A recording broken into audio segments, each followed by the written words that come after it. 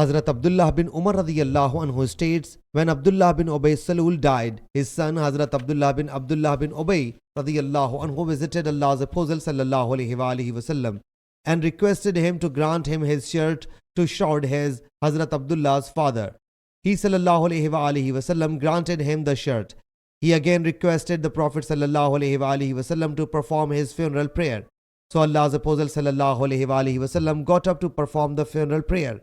Hazrat Umar radiyallahu anhu thereupon stood up, held his garment and submitted. O Allah's Apostle sallallahu alaihi wasallam, are you going to perform his funeral prayer, whereas Allah Jalla Jalaluhu has proscribed you from performing his funeral prayer? Allah's Apostle sallallahu alaihi wasallam thereupon said, Allah Jalla Jalaluhu has granted me option.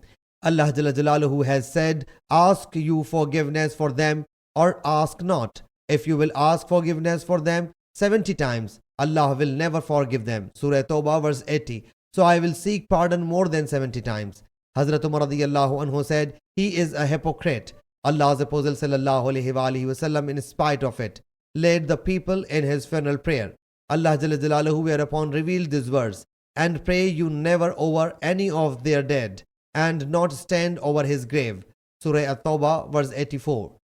Sahih Muslim Hadees number 6958.